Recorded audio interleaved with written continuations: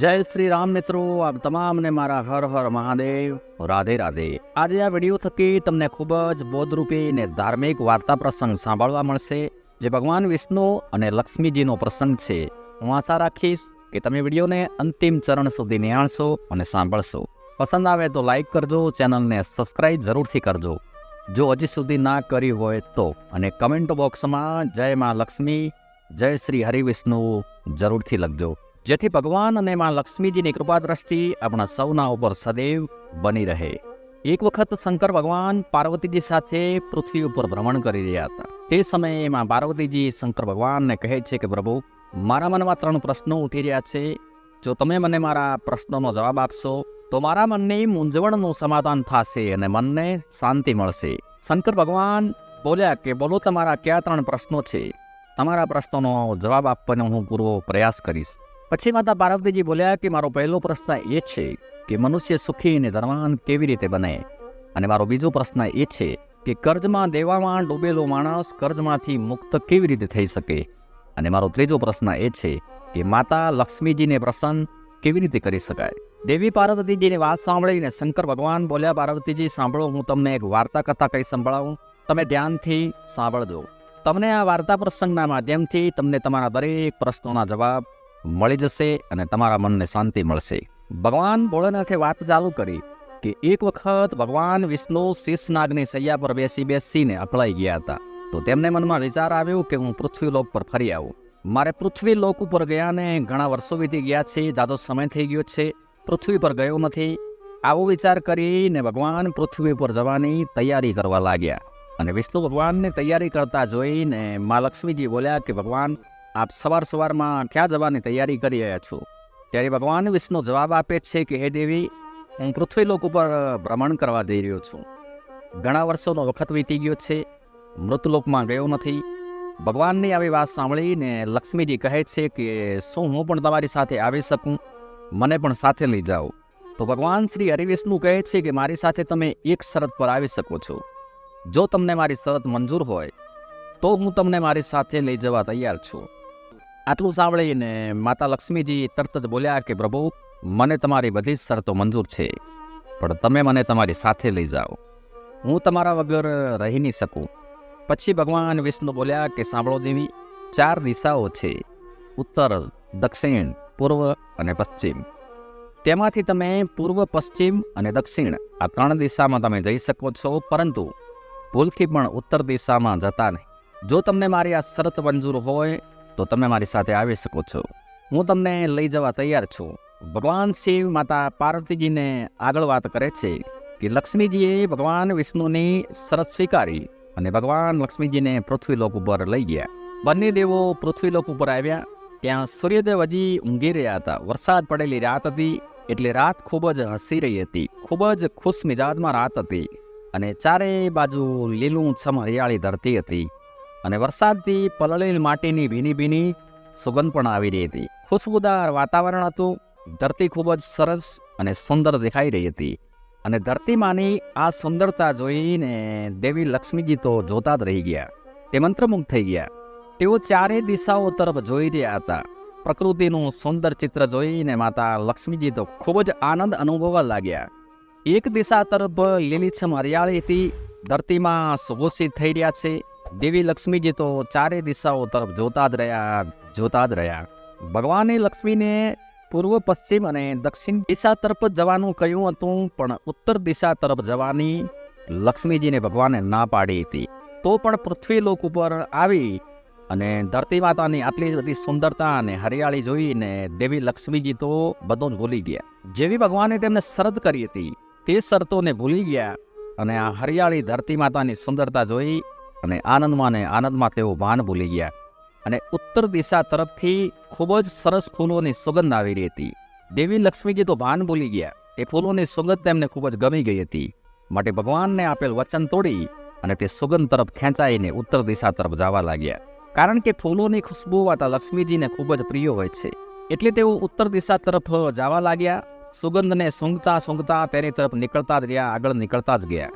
એમાં ત્યાં પૃથ્વી ઉપર એક સુંદર બગીચો હતો. બગીચામાં ખૂબ જ સરસ સુંદર ફૂલો ખીલ્યા હતા, અને તે ફૂલોની બેની બેની સુગંધમાં લક્ષ્મીજીના મનને પ્રફુલ્લિત કરી રહી હતી. શંકર ભગવાન દેવી પાર્વતીજીને આગળ કહે છે કે લક્ષ્મીજી તો બધા બગીચામાં ફરી વળ્યા અને વિચારમાં તે અંદર બગીચામાં જાય છે. ભગવાન વિષ્ણુ આ બધું જોઈ રહ્યા હતા, પણ તેમણે લક્ષ્મીજીને રોક્યા નહીં. લક્ષ્મીજીને બગીચાના બધા ફૂલ એટલા બધા ગમે છે કે તેઓ વિચાર્યા વગર બગીચાની અંદર પ્રવેશ કરી જાય છે અને એક સુંદર ફૂલ જેમને બહુ ગમી ગયું કે તેમણે તોડી લીધું અને તે ફૂલ તોડી તેમના હાથમાં લઈને પાછા ભગવાન વિષ્ણુ પાસે તે આવી ગયા અને વિષ્ણુ ભગવાનને તે બતાવે છે અને વિષ્ણુ ભગવાનને તે ફૂલ જોઈને તે ખૂબ જ વ્યાકુળ થઈ ગયા અને લક્ષ્મીજીને કહે છે કે મેં તમને પહેલાં જ કહ્યું હતું કે તમે ઉત્તર દિશા તરફ જતા નહીં અને તમે મને વચન પણ આપ્યું હતું કે હું ઉત્તર દિશા તરફ નહીં જાઉં, પરંતુ તમે તે વચન તોડી નાખ્યું. તમે શરતનો ભંગ કર્યો છે અને ઉત્તર દિશા તરફ તમે પહોંચી ગયા અને તમે તે બગીચાના માલિકને પૂછ્યા વગર એક ફૂલ પણ તોડી લાવ્યા. હે દેવી, શું તમે જાણો છો કે તે બગીચાના માળીએ એ ફૂલ છોડની કેટલી ચાકરી કરી છે? એના ફૂલના બગીચામાં ફૂલોને ઉગાડવા માટે, ફૂલોની ખેતી કરવા હાટું તેણે કેટલી બધી મહેનત કરી હશે, ત્યારે આ સુંદર ફૂલ ખીલ્યા છે. જો તમારે ફૂલ જ જોઈતું હતું, તમને ગમતું હતું, તો તમારે તે બગીચાના માળીને પૂછવાનું હતું કે મારે ફૂલ જોઈએ છે, પણ તમે તેને પૂછ્યા વિના ફૂલ તોડીને લઈ લીધું અને ચોરી કરી લીધી. કોઈને પૂછ્યા વિના તેની ચીજ વસ્તુ લઈ લેવી તે ચોરીની શ્રેણીમાં આવે છે. દેવી લક્ષ્મીજી ભગવાન વિષ્ણુથી માફી માગે છે અને કહે છે કે પ્રભુ, મને ક્ષમા કરો, મારાથી બહુ મોટી ભૂલ થઈ ગઈ છે. હું ધરતીની સુંદરતા જોઈ આ ફૂલોની ખુશ્બુથી એટલી બધી પ્રફુલ્લિત થઈ ગઈ હતી, એટલી બધી આનંદ અને મંત્રમુગ્ધ થઈ હતી કે હું તમારી રાખેલ શરતો જ ભૂલી ગઈ અને મારાથી ભૂલ થઈ ગઈ. પછી ભગવાન વિષ્ણુ કહે છે કે એ દેવી, તમે એક ફૂલ તોડ્યું છે, એક મોટું વૃક્ષ તોડવા બરાબર છે. તમારે તેની સજા તો ભોગવવી જ પડશે. તમને આ અપરાધની સજા જરૂર મળશે. તમે ફૂલની ચોરી કરી છે અને તમારી સજા એ છે કે તમે જે બગીચાનું ફૂલ તોડ્યું છે, જે માલિકના બગીચામાંથી તમે ફૂલ તોડ્યું, તે બગીચાના માલિકના ઘરે જઈ અને 3 વર્ષ રહેવું પડશે. અને હા, તમારે તે માલિકના ઘરની નોકરાણી બનીને રહેવું પડશે અને તે બગીચામાં તમારે કામ કરવું પડશે. તેની સાથે સાથે મહેનત પણ કરવી પડશે. તમારે 3 વર્ષ સુધી તમારે તે ફૂલના માલિકને ત્યાં નોકરાણી બનીને રહેવું પડશે. જ્યારે તમારા 3 વર્ષ પૂરા થશે તો હું તમને વૈકુંઠમાં બોલાવી લઈશ અને જો આ 3 વર્ષના સમય દરમિયાન જો એ બગીચાના માલિકને તમારા કારણે કોઈ પણ મુશ્કેલી આવી, કોઈ તકલીફ પડી, તો તમારી સજા વધારી દેવામાં આવશે. અને જો તમે કોઈ પણ ભૂલ કર્યા વગર તે માળીને સારી રીતે મદદ કરી, સહાયતા કરી, તો 3 વર્ષ પૂરા થતાં જ હું તમને વૈકુંઠમાં બોલાવી લઈશ. હું સ્વયં તમને વૈકુંઠમાં લઈ જઈશ. શંકર ભગવાન આગળ કહે છે કે હે દેવી પાર્વતી, આ રીતે લક્ષ્મીજી ભગવાન વિષ્ણુની આજ્ઞાનું પાલન કરી અને કહે છે કે હે પ્રભુ, હું 3 વર્ષની સજા ભોગવવા તૈયાર છું. ઠીક છે પ્રભુ, મને એ ખબર નથી કે આ એક ફૂલ તોડવાની ચોરી કરવાથી આટલી મોટી સજા મળશે. હવે લક્ષ્મીજીએ શું કર્યું કે એક ગરીબ સ્ત્રીનું રૂપ ધારણ કરી લીધું અને માળીના ઘરના દરવાજા ઉપર પહોંચી ગયા. અને બાદમાં જે માલિક હતો તે માળી ખૂબ જ ગરીબ હતો. તેને 2 દીકરા અને 3 દીકરીઓ હતી અને તે ફૂલની ખેતી કરતો હતો. ત્યારે માંડ તેને 2 ટાઈમનું ભોજન મળી શકે એટલું તે કમાતો હતો. તે ખૂબ ગરીબ હાલતમાં હતો અને લક્ષ્મીજી ગરીબ સ્ત્રીનું રૂપ ધારણ કરી અને માળીની ઝૂંપડી પાસે પહોંચી ગયા. અને ત્યારે જ તે માળી ઘરેથી બહાર નીકળ્યો અને બહાર નીકળતા તેની નજર આ લક્ષ્મીજીએ ગરીબ સ્ત્રીનું રૂપ લીધું હતું તેની ઉપર પડી અને તે સ્ત્રીને પૂછે છે કે બેટી, તું કોણ છો અને તું અહીં શું કરી રહી છે? તને ખબર છે અહીં 4 ઓર ફરતું જંગલ છે, તારા જીવને જોખમ થઈ શકે છે. ત્યારે ગરીબ સ્ત્રી રૂપી લક્ષ્મીજી બોલ્યા કે હું ખૂબ જ ગરીબ છું, મારી સંભાળ રાખવાવાળું કોઈ છે નહીં, મારું ધ્યાન રાખવાવાળું કોઈ છે નહીં, મારો કોઈ પરિવાર નથી અને મેં કેટલા દિવસથી ખાતું પણ નથી, હું ભૂખી છું. જો તમે મને કોઈ કામ આપો તો હું તમારા ઘરનું બધું જ કામ કરીશ અને તમારા ઘરના એક ખૂણામાં પડી રહીશ. બસ તેના બદલામાં તમે મને 2 સમય ફક્ત ભોજન આપજો.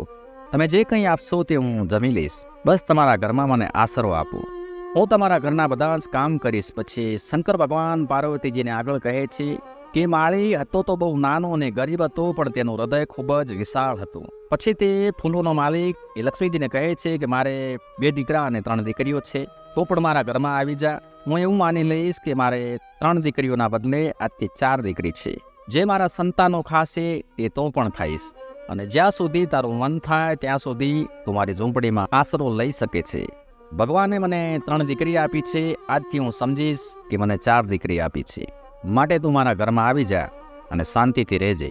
તે ફૂલનો માલિક એ જેવું લક્ષ્મીજીને ઘરમાં આશરો આપ્યો તેવા જ લક્ષ્મીજી તેના ઘરમાં નોકરાણી બની અને કામ કરવા લાગ્યા. તે માળીનો પરિવાર આખો દિવસ ફૂલોના ખેતરમાં બગીચામાં કામ કરતો હતો. લક્ષ્મીજી પણ તેમની સાથે ખેતરમાં કામ કરવા લાગ્યા. જ્યારે લક્ષ્મીજી પહેલીવાર ખેતરમાં ગયા અને કામ કરીને ઘરે પરત આવ્યા, તે ફૂલનો માલિક લક્ષ્મીજીને કહે છે કે બેટી, દીકરી તારે કામ નથી કરવું, તારે કામ કરવાની કોઈ જરૂર નથી, અમે બધા કરી લઈશું, હું તો અમારા ઘરની મહેમાન છું. છતાંય લક્ષ્મીજી કહે છે કે ના, હું તો કામ કરીશ. એ ફૂલના માલિકને કે તેના પરિવારમાં કોઈને એ ખબર ન હતી કે આ સાક્ષાત દેવી લક્ષ્મીજી છે. શંકર ભગવાન પાર્વતીજીને કહે છે કે જ્યારે લક્ષ્મીજી પહેલો દિવસ જ્યારે ફૂલના માલિકના ખેતરમાં ગયા અને કામ કર્યું, ત્યાં સુધી માત્ર એક ટોપલો જ ફૂલ ઉતરતા હતા, અને જ્યારે બીજા દિવસે તે ખેતરમાં ફૂલ લેવા ગયા ત્યારે 5 ટોપલા ફૂલ નીકળ્યા. જેને જોઈને ફૂલનો માલિક તો ખૂબ જ ખુશ થઈ ગયો.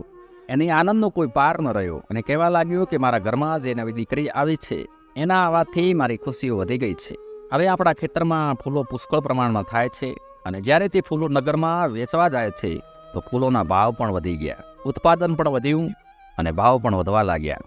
અને આવી રીતે ફૂલોના માલિકને જે બચત પહેલાં થતી હતી તેની જગ્યાએ હવે તેને 3 ને 4 ગણી બચત થવા લાગી, અને ફૂલ માલિક તો ખુશ થઈ ગયો. અને જ્યારે બચત વધવા લાગી તો તેણે એક ગાય ખરીદી, અને આમને આમ તે માળીને લક્ષ્મીજીની કૃપાથી હવે બરકત થવા લાગી. તે સુખીથી જીવન જીવવા લાગ્યો. તે બગીચાના માલિકે થોડી જમીન પણ ખરીદી, અને તેનો પરિવારમાં બધા ફાટેલા કપડાં પહેરતા હતા. તે બધા હવે ખૂબ જ સારા મોંઘા નવા વસ્ત્રો પહેરવા લાગ્યા.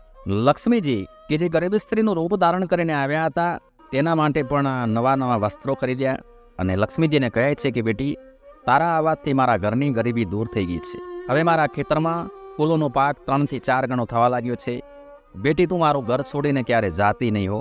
અને ભગવાન શંકર પાર્વતીજીને આગળ કહે છે કે સમય ધીરે ધીરે પસાર થતો ગયો, અને એ માળીએ તો પાકું ઘર પણ બનાવી લીધું, અને તેના પરિવાર માટે સોનાના ઘરેણાં પણ બનાવ્યા. તેને જે દીકરીઓ હતી તેમના માટે તેને સોના ચાંદીના ઘરેણાં બનાવ્યા. ત્યારે માળી લક્ષ્મીજીને કહે છે કે એક સમયે હું એક રોટલી માટે પણ તરસતો હતો, પણ તું જ્યારથી મારા ઘરમાં આવી છું ત્યારથી મારા ઘરમાં સાક્ષાત લક્ષ્મીજી આવી ગયા છે. મને એવું લાગે છે તારા આવવાથી મારું ઘર હવે સ્વર્ગ બની ગયું છે. તું મારી દીકરી છે, હવે મારું ઘર છોડીને તું ક્યારે જાતી નહીં. શંકર ભગવાન પાર્વતીજીને કહે છે કે આમ લક્ષ્મી તે માળીને ત્યાં નોકરાણી બની અને કામ કરતા હતા. તેને 3 વર્ષનો સમય વીતી જાય છે. ત્યારે એક વખત લક્ષ્મીજી જ્યારે ખેતરમાં કામ કરતા હોય છે ત્યારે તે માળીને કહે છે કે હું ઘરે જાઉં છું. ત્યારે તે માળી કહે છે કે જા બેટી, તો ઘરે જા, હું હમણાં થોડી વારમાં આવું છું, થોડું કામ બાકી છે તેને પૂર્ણ કરીને હું ઘરે આવું છું. તો ઘરે જા ને શાંતિથી ભોજન કરી લેજે અને થોડો આરામ પણ કરી લે, હું પણ હમણાં થોડી જ વારમાં પાછળ આવું છું.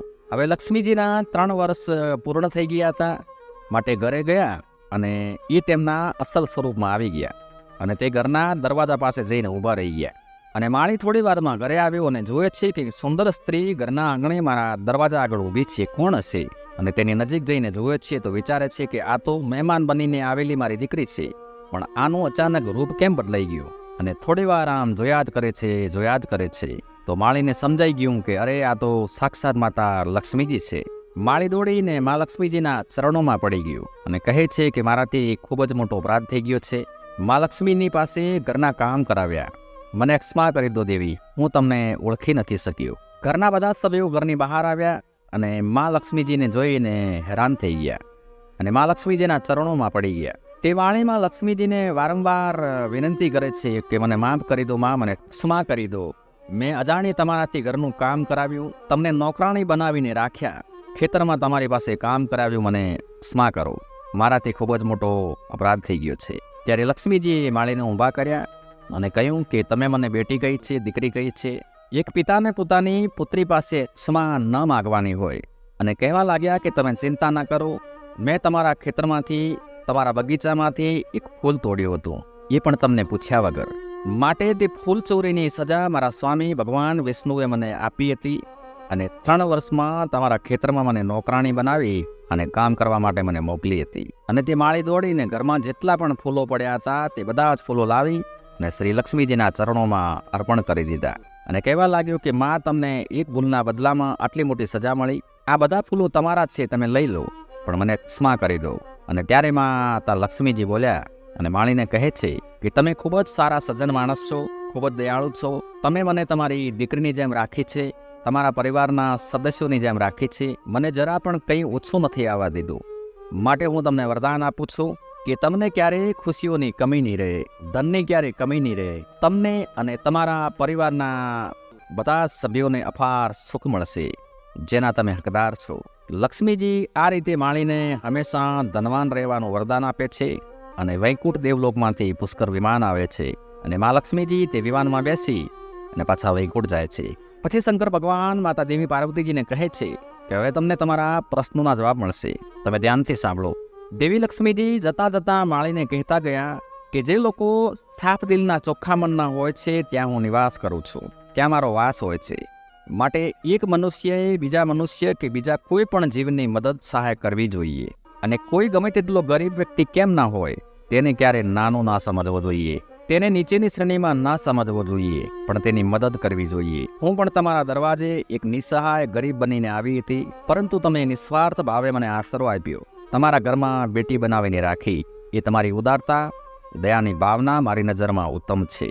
જે માણસો બેઈમાની કરતા હોય, ચોરી કરતા હોય, ગરીબની હાય લેતા હોય, તેમના ઉપર મારો નાથ હંમેશા ખૂબ જ ક્રોધિત રહે છે. કેવા માણસને ત્યાં હું ક્યારેય વાસ નથી કરતી. તેથી આવા લોકોને હંમેશા દુઃખ અને તકલીફો ભોગવવી પડે છે. આવા વ્યક્તિ હંમેશા કર્જમાં ડૂબેલા રહે છે. જે મનુષ્ય ગરીબની મદદ કરે છે, ધર્મનું પાલન કરે છે, મન સાફ રાખે છે, મનમાં દયા રાખે છે, તેવા મનુષ્ય ઉપર હું હંમેશા પ્રસન્ન રહું છું. જે વ્યક્તિ મારા ચરણોમાં ફૂલની કિંમત ચૂકવીને મને ખુશ કરે છે, તેના ઉપર મારી કૃપા દ્રષ્ટિ સદાય બની રહે છે. તે વ્યક્તિ સદાય ધનવાન બનીને રહે છે.